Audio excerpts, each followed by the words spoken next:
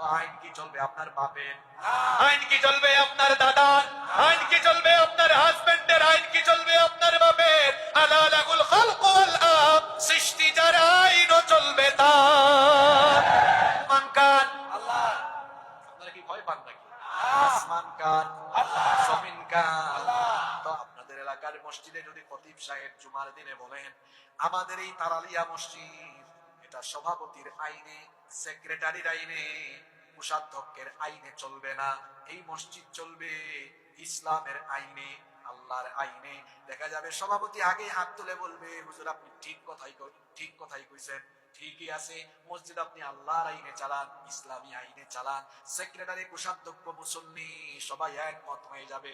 হুজুর যদি এর পরবর্তী পয়েন্টে বলেন যে আল্লাহর আইনে, ইসলামী আইনে মসজিদ চলবে, সেই ইসলামী আইনে সমাজ চলবে, রাষ্ট্র চলবে, দেখবেন কিছুক্ষণ আগে যারা ঠিক ঠিক কইয়া চিল্লাইছে এদের মধ্যেই মুনাফিকের ভাইরাস যাদের অন্তরে আছে, আল্লাহর আইন আর ইসলামী আইন দিয়ে সমাজ পরিচালনার কথা বললে সঙ্গে সঙ্গে তাদের চেহারা কালো হয়ে যাবে।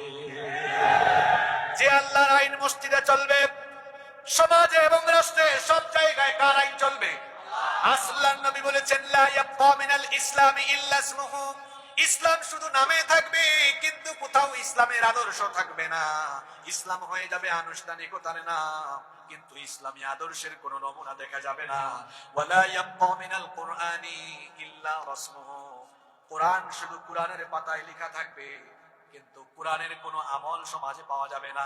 আহারে মুসলমান, কলিজাটা ফেটে যায় দুঃখে, কলিজাটা ফেটে চৌচির হয়ে যায় যখন দেখি মুসলমান শুধু কোরআনকে বানিয়েছে ঝাড়ফুকের কিতাব, মুসলমান কোরআন বানিয়েছে খতমের কিতাব, কোরআন বানিয়েছে শুধু মসজিদে মসজিদে তিলাওয়াতের কিতাব, অথচ আল্লাহ কোরআন দিয়েছেন কোরআন অনুযায়ী সবকিছু চালানোর জন্য।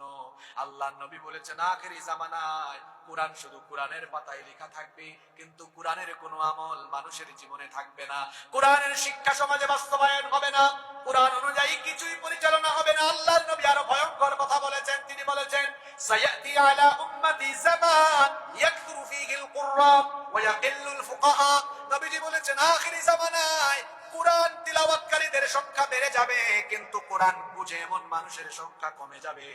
বলেন তো আমাদের সমাজে কোরআন তেলাওয়াতকারীর সংখ্যা বেশি না কোরআন বুঝে এমন মানুষের সংখ্যা বেশি?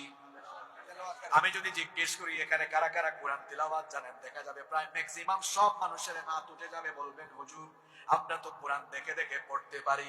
কিন্তু যদি বলা হয় কোরআন বুঝেন, এরকম কয়জন আছে? দুই চারটা হাত উঠতেও পারে, আবার না উঠারও সম্ভাবনা।